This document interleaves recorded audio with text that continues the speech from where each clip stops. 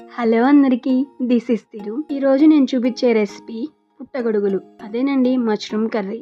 Mushroom curry చేసే విధానంలో చేస్తే ఎంత టేస్టీగా ఉంటుందో, ముద్ద ముద్దకి ఆ మష్రూమ్ ఒకటి పెట్టుకుని తింటే అమోఘం టేస్ట్. అదేంటి మష్రూమ్స్ వర్షాకాలంలో వస్తాయి కదా, ఇప్పుడు చూపిస్తుంది అనుకుంటున్నారా? ఇవి న్యాచురల్ గా దొరికే మష్రూమ్స్ కాదు. ఇప్పుడు మష్రూమ్స్ కూడా పండిస్తున్నారు కదా, ఇప్పుడైనా తెచ్చుకుని వండుకోవచ్చు. మష్రూమ్స్ ఎప్పుడో తీసుకున్నాను, హెల్త్ బాగాలేక అవి కర్రీ చేయలేదు. తెచ్చిన మష్రూమ్స్ లో కొన్ని పాడైపోయినవన్నీ తీసేసి శుభ్రంగా కడుక్కుని చిన్న చిన్న ముక్కలుగా కట్ చేసుకుని సాల్ట్ వాటర్లో యాడ్ చేసుకున్నాను. ప్రాసెస్లోకి వస్తే స్టవ్ ఆన్ చేసుకుని కడాయి పెట్టుకుని తగినంత ఆయిల్ పోసుకుని ఒక పెద్ద సైజు ఆనియన్ని, 2 పచ్చిమిర్చిని ఇలా చిన్న చిన్న ముక్కలుగా కట్ చేసుకుని నూనెలో మగ్గించుకోవాలి. చిటికెడు పసుపు కూడా యాడ్ చేసుకుని మగ్గించుకోవాలి. ఇలా ఆనియన్, పచ్చిమిర్చి మొత్తం మగ్గించుకున్నాక కొంచెం అల్లం వెల్లుల్లి పేస్ట్ యాడ్ చేసుకుని పచ్చి వాసన పోయే వరకు మగ్గించుకోవాలి. మధ్య మధ్యలో తిప్పుకుంటూ ఇలా ఫ్రై చేసుకోవాలి ఆనియన్స్ని. ఇలా ఫ్రై చేసుకున్న మష్రూమ్స్ని కూడా ఆనియన్స్లో యాడ్ చేసుకుని మధ్యలో తిప్పుకుంటూ ఫ్రై చేసుకోవాలి.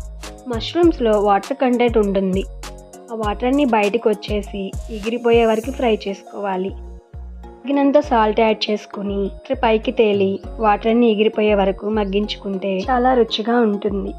ఏ కర్రీ అయినా మంటని లో ఫ్లేమ్లో పెట్టుకుని నిదానంగా చేసుకుంటే చాలా టేస్టీగా ఉంటుంది. చూసారు కదా, వాటర్ అన్ని పైకి వచ్చి ఎగిరిపోయినాయి. మష్రూమ్స్ ఈజీగా కుక్ అయిపోతుంది. ఇలా ఫ్రై చేసుకున్న తర్వాత 2 స్పూన్స్ కారం యాడ్ చేసుకున్నాను నేను.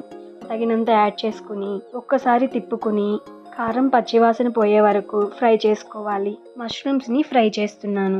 మష్రూమ్స్ గ్రేవీ కర్రీ కూడా చాలా టేస్టీగా ఉంటుంది. ఫ్రై చేసుకున్నాక ధనియాల పౌడర్ని 1/2 స్పూన్ యాడ్ చేశాను.